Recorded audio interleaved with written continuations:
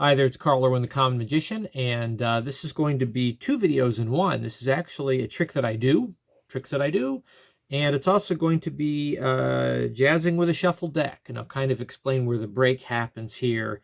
But part of this is stuff that I do, related to material that I actually do whenever I have the occasion to perform, stuff I've done before. And then another part of this is going to be more on the theoretical side of it, dealing with a shuffle deck in use in ways that you can improvise with one. And it kind of picks up off of a previous video that I did on a shuffle deck in use. So the ideas for this come from a recent interview that I saw. Vanishing Ink puts out these videos weekly where they interview magicians, mentalists, people that are well known, usually quite well known, and they talk about, they talk shop with them.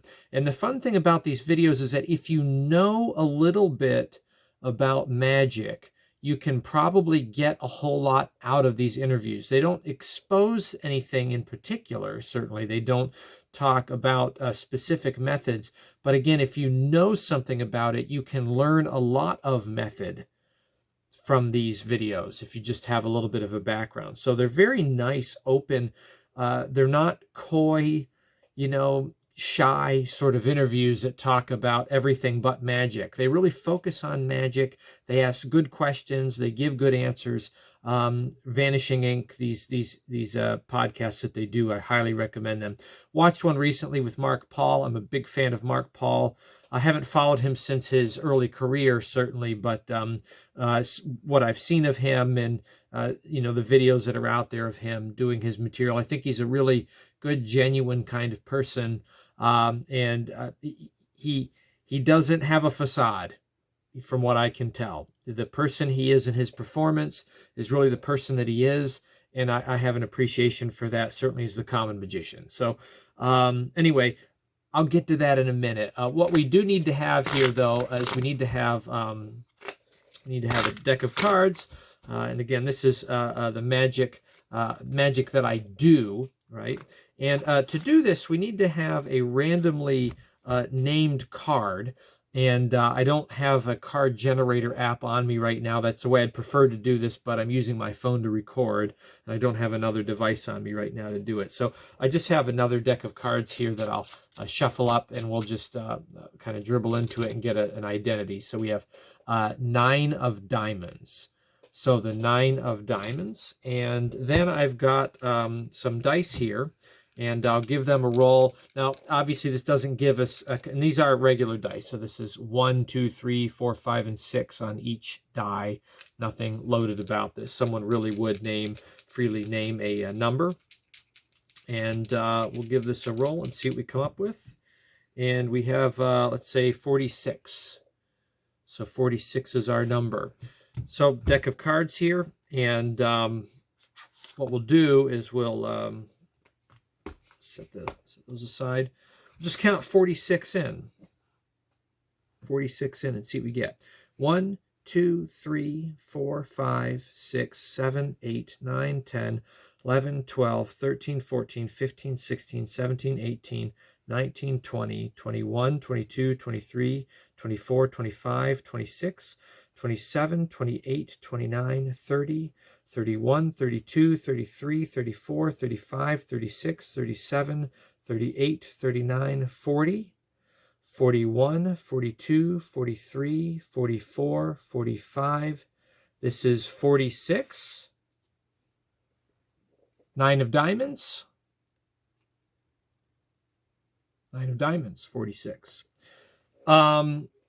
So this is this is what it is. You know what this is, and this is real. This is real stuff. This is real material that I do. This is one shot. That's what we got. So let me talk a little bit about background here before we get into what this is as real material, and then I'll talk about the other side of it. So I was watching this interview with Mark Paul, and if you know him, there is a very now famous video among magicians that's been out there for years, since the 90s, with Mark Paul doing a television performance on it was a Christmas special, talk show, Christmas special kind of thing. And he talks about that because it gets brought up. And in that video, he does a series of really great card magic. And it ends with this. Any card at any number, literally the Burglas effect, right? And it's just me here, but if I had done this with other people, it would be a card named, a number named, deck sitting out there, someone else deals it, bang, there it is, okay? He does it, right? He does it right there. And for the longest time, I looked at that like every other magician, and I'll just say it out loud because it's been talked about so much.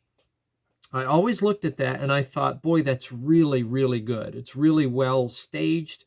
It's well done.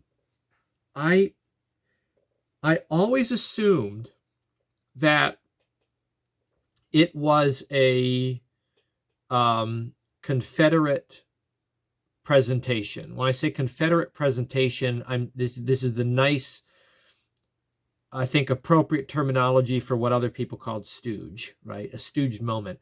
I always presumed that that's what that was, that this was a really well orchestrated, and I have no fault in that. I've always kind of, admired it, but I assumed that it was a stooged moment. It was set because there's things about the deck that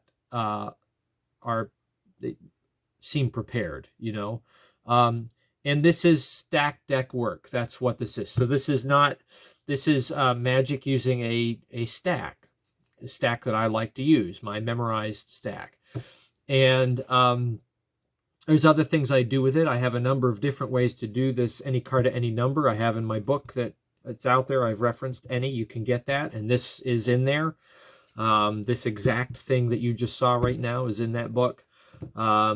As well as some other things that I've talked about on the channel before.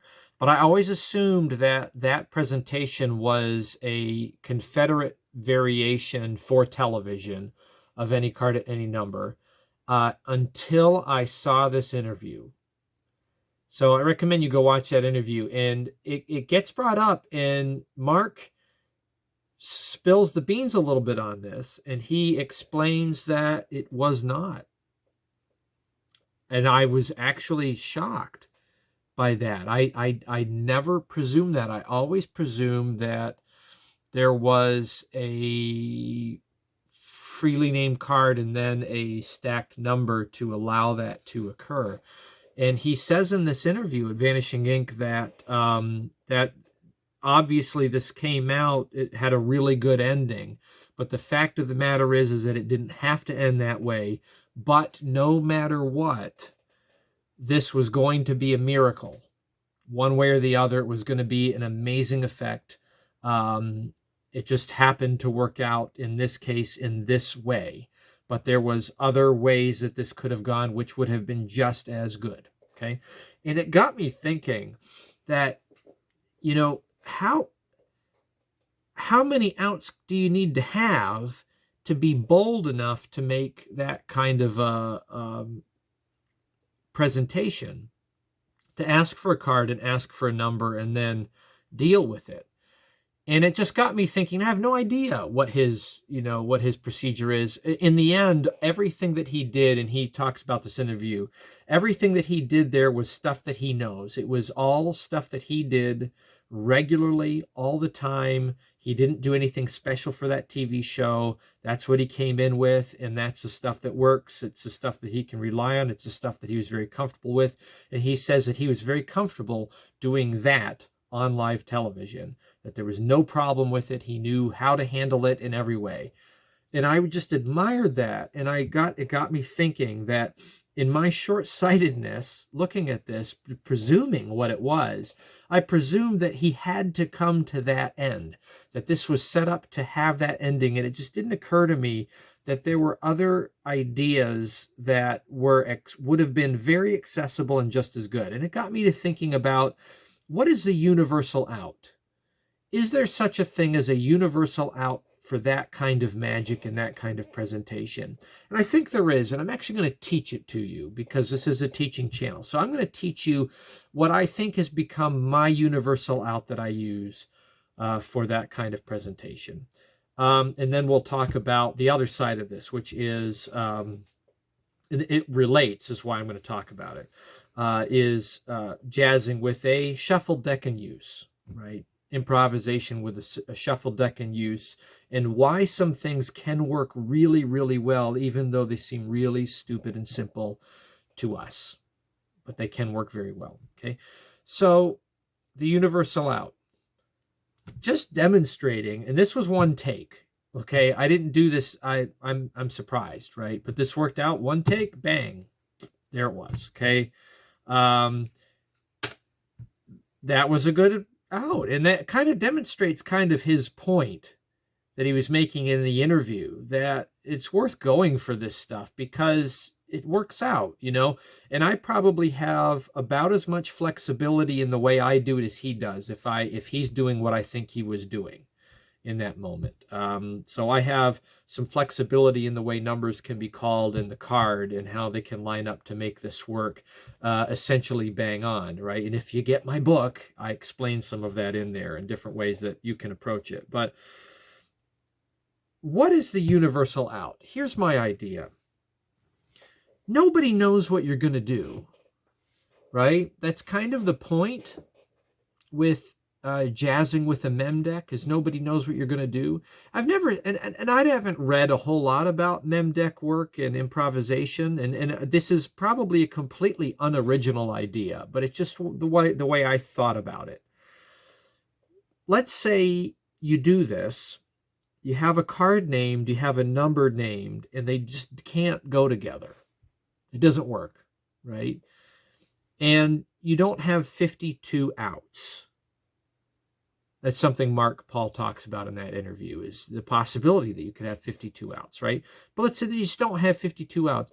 Well, it seems to me that you have a pretty good out. One a solid universal out. And it's not a thumb writer, which is something we'll talk about on another video, right?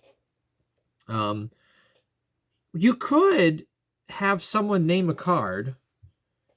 You could have someone name a number and then do the following. Okay, so let's say we do that.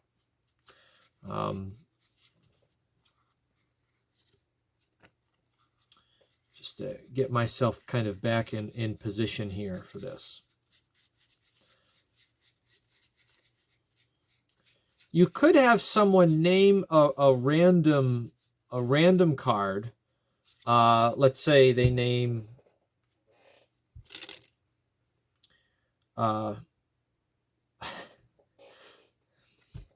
let's say they name the 3 of spades. Okay. At this point, I would say, turn over the deck. Okay, that wasn't a very good one. I mean, it was actually a very good one. There's a miracle, right? Okay, let's try this again though to make my point. You get a random card, 9 of hearts. Okay, the 9 of hearts, and you have the deck here, and you get a number, and it is we'll say it's 10. Okay, for me that doesn't work. Can't make it work. Okay, so what do? You have this mem deck situation. You have the card. You have a number. They can't go together. Is there a universal out for that? How can you deal with that universally? Well, here's what I posit to you that I'm going to explain later on the second part of this video, is why do these two things have to go together? Right? That's a thought I had in thinking about this. It's only magicians that look at that procedure, name a card, name a number, and they say, ha, this has to go a certain way. But it's only magicians. We're not doing this for magicians, remember, right? Mark Paul on that, and I have no idea what his outs are. I don't know. I don't know his material that well, right? Apparently, he's doing a masterclass there with Vanishing Ink that he will discuss a lot of that stuff, but I don't know. I have no clue. Don't care. It doesn't really matter, right? What if they don't go together, though? In my situation, 9 of hearts is going to be 26, and this is 10, and that don't work. Okay, there's no way to make that work. So what do you do? Well, why do they have to go together? It's only magicians that know that they go together. So why don't we just do this? Why don't I say, interesting, 2 different ideas. Let me take 10 first. Okay, we'll deal with your number first. I anticipate that at 10 we're going to find the ace of spades. Ace of spades. 1, 2, 3, 4, 5, 6, 7, 8, 9, 10. Now think about this for a moment. If someone just named a number and you called the card that was there from a shuffled deck, right, or a deck that has been in use, which was the case in Mark Paul's situation, he had actually done a number of different tricks, and the cards are clearly being kind of mixed up and put out of order, and then they're sitting out of his hands, right? Why can't you do this? Why can't you just take the number and call what it is and say, and now you named a number, but you named a card over here, right? You named the 9 of hearts.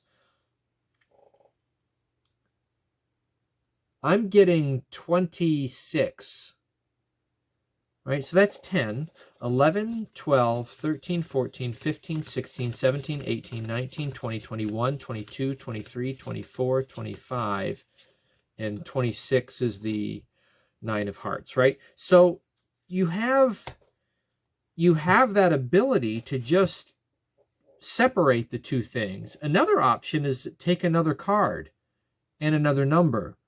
See if you get more combinations there, because you could name a card at a number. You could name a number for a card, and you might get 2 that match up. You have those kinds of opportunities, and it's not really a stretch, and it's not really complicated. It's a good universal out to just deal with elements independently. And it's not something I really considered before because, again, I think like a magician, like we all do. But it's just a thought I had. So that's kind of become my, this is something I considered before, but since this interview, I think this is really going to become my universal out for this. And it allows me to take a little bit more what used to be risk. But really, if you think about it in this way, there's never risk and there's always a miracle.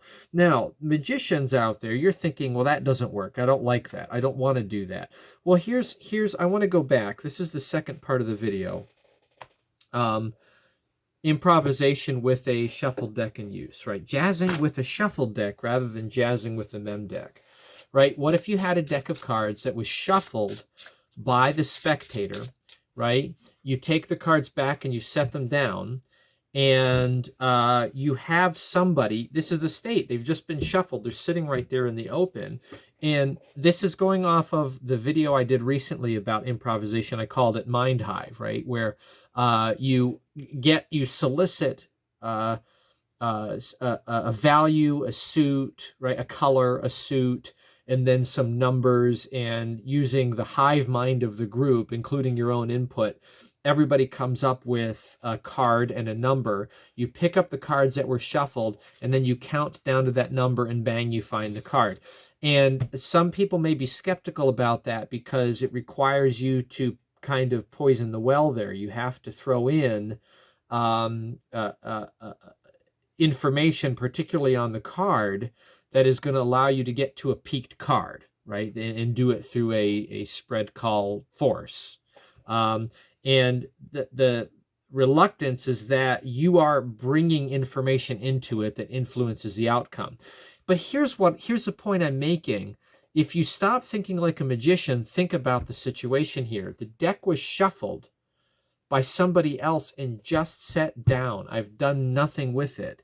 And I say, somebody quickly name a number. Name a number 1 through 52. And they name a number.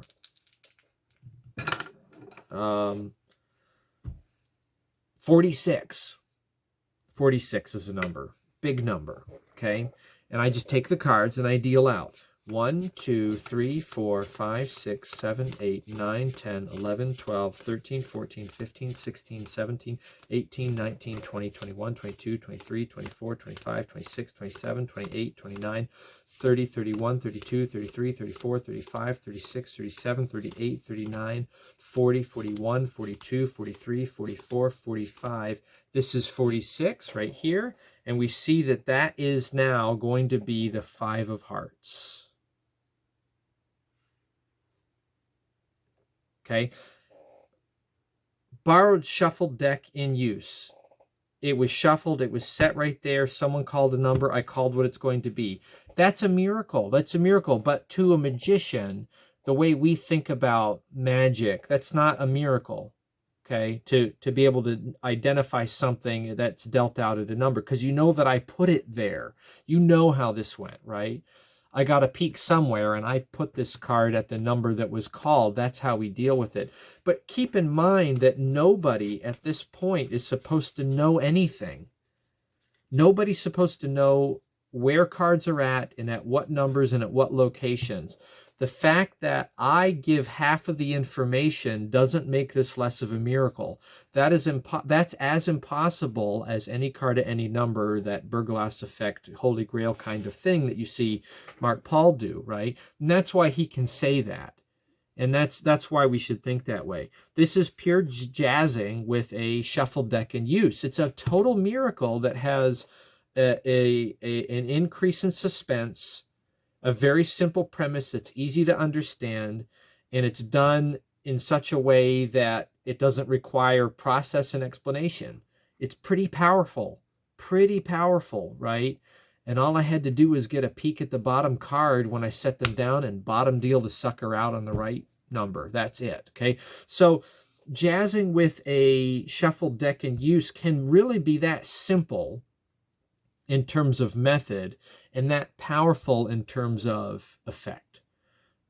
If you can get your magician head out of the game and think about this from the perspective of the spectator. Okay, so universal out for mem deck work. Universal out. Someone names a card, someone names a number. They don't work for your stack, whatever. Deal with the first one first, deal with the second one second as you reach them, and you've called a card at a number that they named, and you've called a number for the card that they named. That's amazing. Ask for another one. Maybe you get a hit on the combination of a couple, and then you can call the others, right?